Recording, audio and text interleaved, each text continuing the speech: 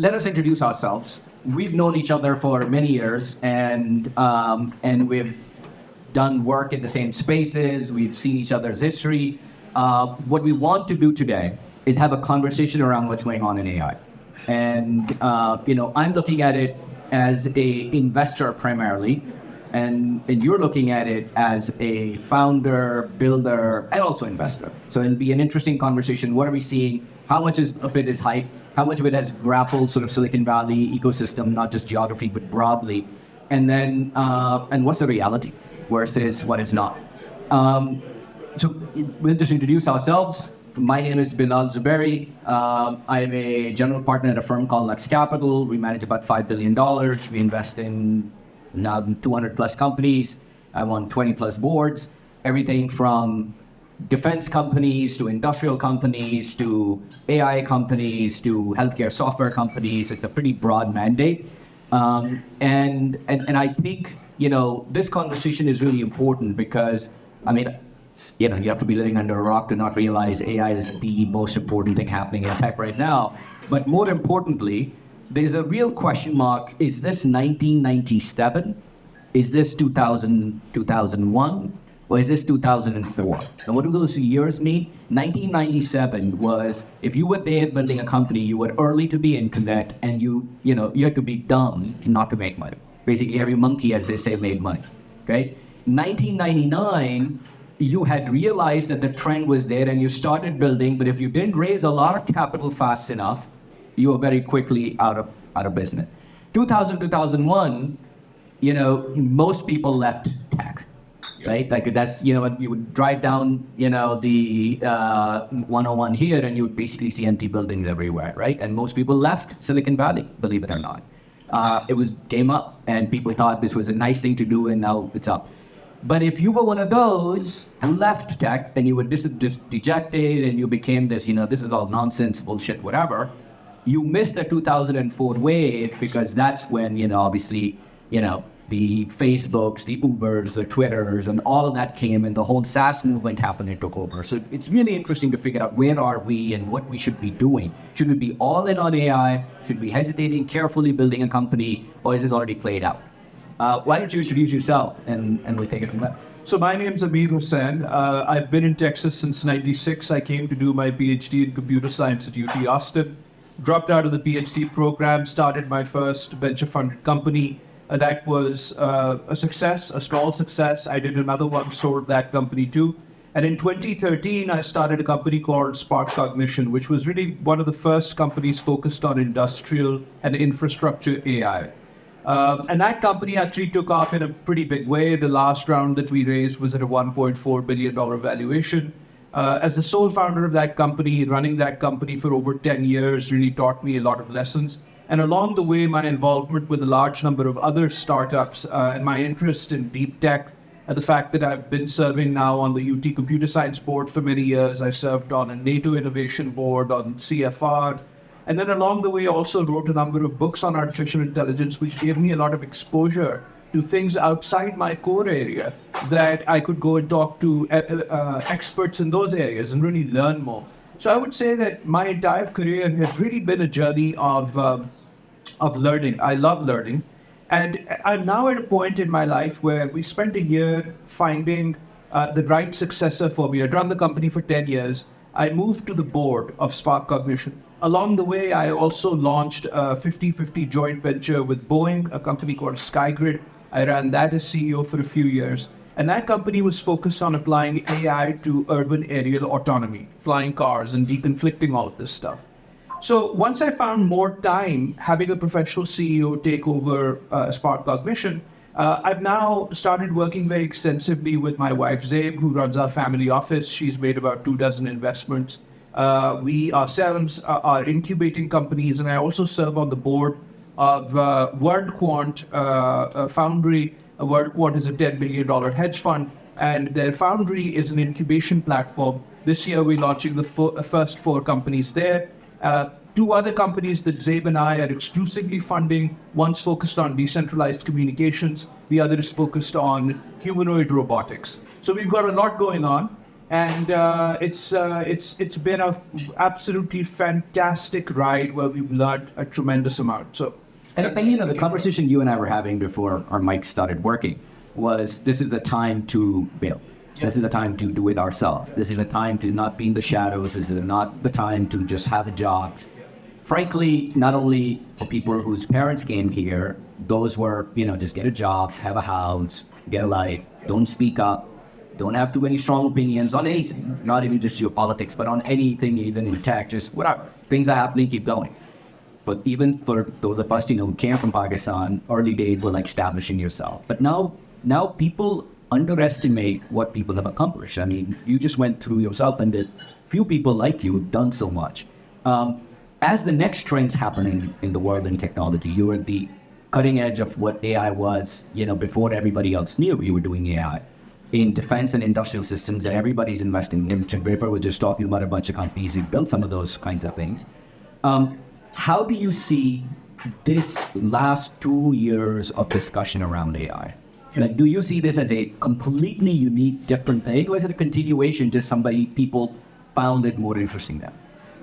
That's a fantastic question, and I'd also like the opportunity to answer this in the context of Pakistan here in a minute. But let me just do the global thing first. So as far as AI in the last couple of years, really what have been the big shifts? So 1958 Dartmouth Conference, Minsky comes around and they push for logic-based AI, which is very lightweight computationally, but basically what it says is that Plato and Socrates were right. We can encode all of knowledge in predicate logic. We can apply predicate calculus to it. We can reason. Socrates is a man, all men are mortal, therefore Socrates is mortal. We can do this kind of reasoning. Then we added expert systems in the 80s, late 70s, and we said, okay, what if we took a domain expert, we took all of that knowledge in an if-then-else system, maybe we can collect 10,000 rules, 20,000 rules, and make a doctor that's just a rules machine. But we found that in the real world, there were deviances. So then we said, okay, what are systems that can learn from uncertainty, that can still perform well in uncertainty? And there was this thing hanging around, this group of connectionists that were working on neural networks. And finally, they had breakthroughs because computers became large enough, data became prevalent enough, sensors became cheap enough, and this deep learning revolution took off. Now, in the last 2 years, there's been sort of, I wouldn't say culmination, because culmination points to some sort of a conclusion or some sort of a particularly destination close to the end point. And I don't think we're there quite yet. But with these large networks, with transformers, we've found that there's a class of problems we can solve very well, language generation being one. In that language generation, the real discovery is not just that you can generate coherent language with these models, but that the way you do that generation happens to be generalizable both within the domain of language and outside. So when you look at an LLM and you say, well, that's silly little chatbot, because we get so used to technology so quickly.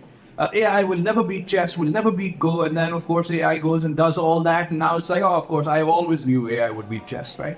So this moving target. But with language, what's happened is that these machines, we never thought they would be so eloquent, but now they are. But now when I go, but look at that, in 20 sentences it said one wrong thing, hallucinations, total nonsense. But this will all get better. So one thing is language is more fluid, no question. That's happened in the last 2 years. And that can be used for a lot. But there's another thing that's happened, even more important. And that is that we found that much of how we process this universe is through sequences. We visualize sequences, hear auditory sequences, read parts of sequences. We've got a sequence engine in our brain and a sequence prediction engine in our brain. And the ability for us to run those simulations and create outcomes and then pick from the right outcome that is still visualized inside our brain is what allows us to take intelligent action. So LLMs and all of this technology is not just about chatbots. It's about the surprising fact that so much of life, so much of navigating this universe is all about understanding sequences so well, which then get tied to simulations, which then get tied to optimal action selection, which then get tied to embodiment. And that, at that point, I'll stop. That is, Right. No, I was going to say what you just got was like a master class in 5 minutes on what is happening in AI, right? And what's really interesting is that from a consumer perspective, like you said, we get so used to technology that we almost start thinking of the application layer as the only manifestation of AI. What is happening in this space is there's an entire stack getting built out, right? And as that stack gets built out from semiconductor on up, right? Like, so we've invested in semiconductor companies, in data center companies, in the foundational model companies, in companies that are doing LLM ops, companies that then build in apps on top of it for all applications, industrial applications, and so on. And, billions and billions and billions of dollars are going into it. In fact, as I was sitting here, I got a text that just named the top 8 companies in this space that have raised, and they're not even taking out OpenAI out, $21 billion of valuation of these AI companies with less than $100 million of combined revenue to date. With that early in the space, there are 2 questions that, like us to explore a little bit and love your thoughts on it. One is obvious question that everybody asks, but we don't want to be glib about it, which is it overhyped? Right? And by that, there's going to be the Gartner's hype cycle. There's going to be a, phase of disillusionment that happens. And then the second question is around the balkanization or deglobalization of AI, right? Like, is Pakistani banks, Pakistani banks, no different than, let's say, Japanese banks, are they going to send all their information to an American company?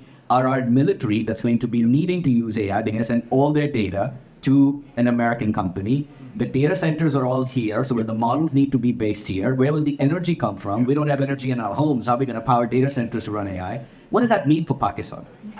So fantastic, because this is such an amazing setup for 2 of the most important things we've all got to start thinking about. The first issue, of course, I'll take the second one first, which is this issue of sovereign AI and sovereign technology in general. I just wrote an article actually on this topic very extensively, talking about in the last many years, several countries have come to me as in an advisory capacity. Last year, one of the major European economies, in the Arab world, in the US, etc. And there's always been this question of, we are writing a policy for the chancellor. We are writing a policy for the chairman joint chief. What do you think about sovereignty? Because, there's this issue of supply chain risk and so on and so forth. Now, in general, the network effects in general would tell you that collaborating with more people is a good thing. If there's people doing work in Pakistan or China or somewhere else in Timbuktu, it's good. Get all the great knowledge and work on it.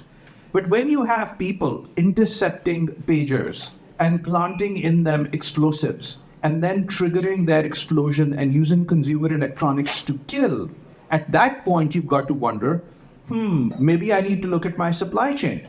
Maybe I need to look at where all of this equipment is coming from. Maybe I need to look at who put the firmware in my system. Maybe I need to look at who's automatically updating the firmware on my Windows PCs that I have nonchalantly deployed in my national infrastructure. And this is the point where if countries don't take note of this is not a political statement. I'm not saying who's right and who's wrong. What I'm saying is what is. And what matters to builders is what is. If you don't take attention of what is, if you don't react to what is, you are done for. And frankly, you don't deserve much better because it's an evolutionary dynamic in this world. And as builders, we kind of have to grow up.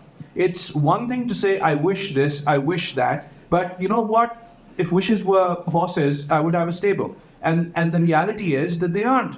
So you've got to work towards that. One has to acknowledge that this world has changed. You have to acknowledge that the world has changed. Now, what does that mean? That means opportunities for edge AI. That means opportunities for small models. That means opportunities for the RISC-V stack. In fact, with the Europeans, one of the things That's a computing stack.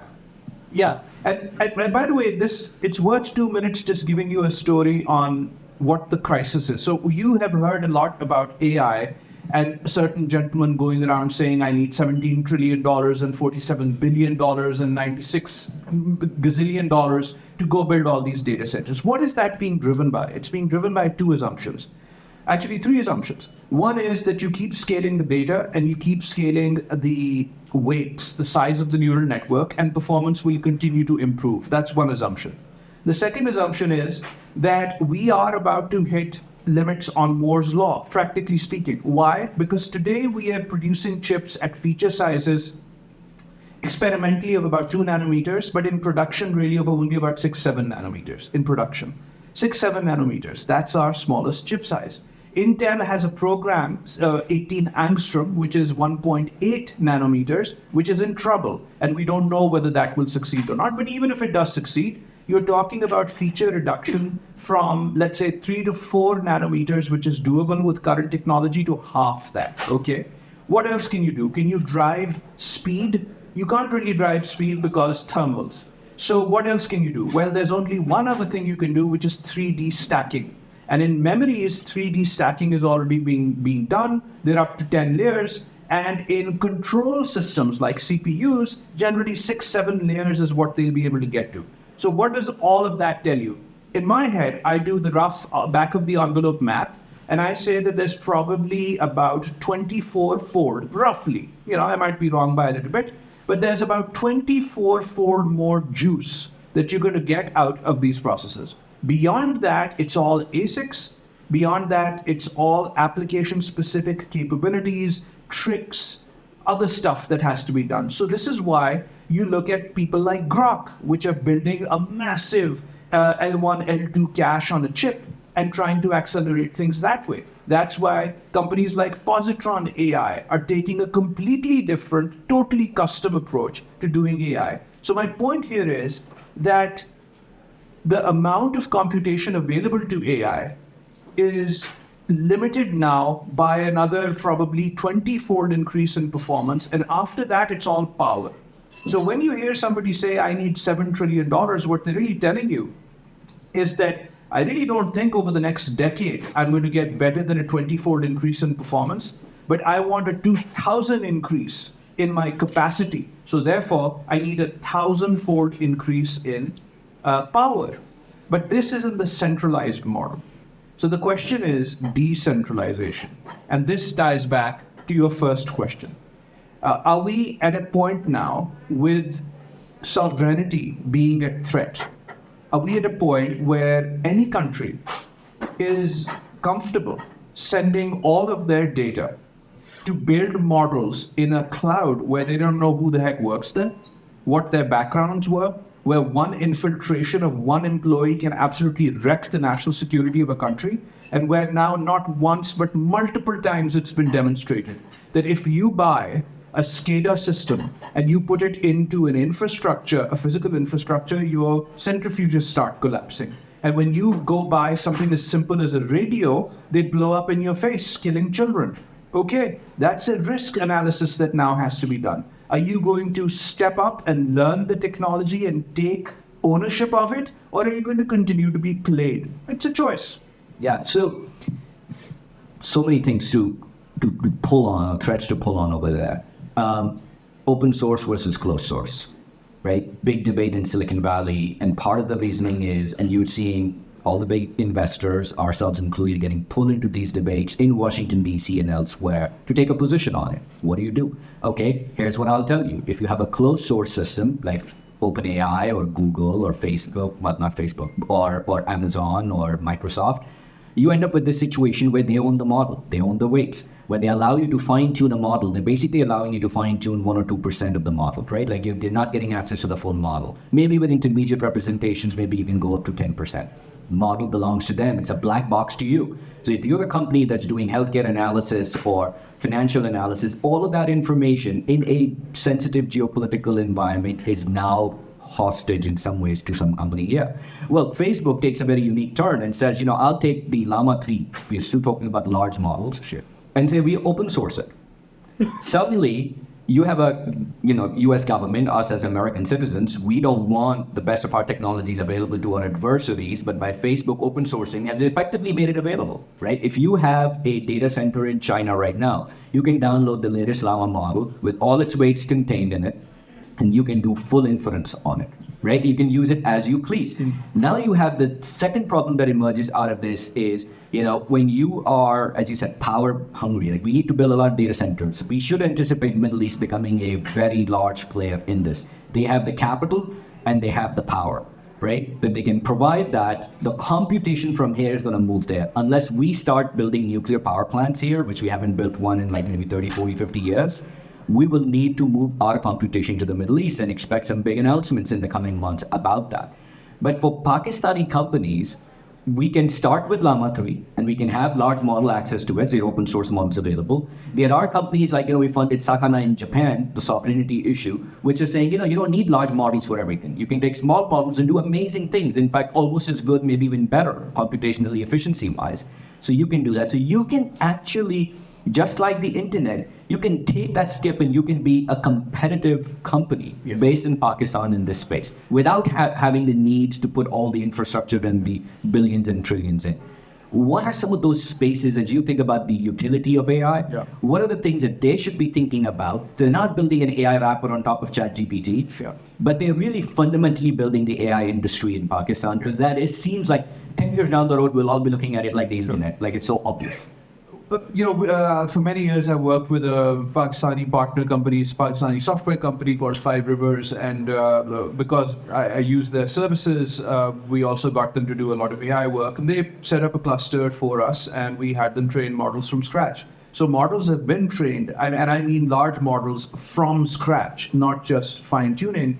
That capability does exist in Pakistan. Now, is that a GPT-4 size model? No, of course not, because you need that kind of capital commitment. But you can do from scratch models that make a lot of sense in particular contexts. What can you do in Pakistan? Listen, today about, I would say 60-70% of the water in Pakistan is used for flood irrigation. Right, fresh water in Pakistan, 70% is used for flood irrigation. Flood irrigation wastes a lot of water. If you move to drip irrigation, you can save an additional 70% of that allocation. So in other words, 70, 49, half of the fresh water in Pakistan you can save if you just moved your agriculture over to drip irrigation.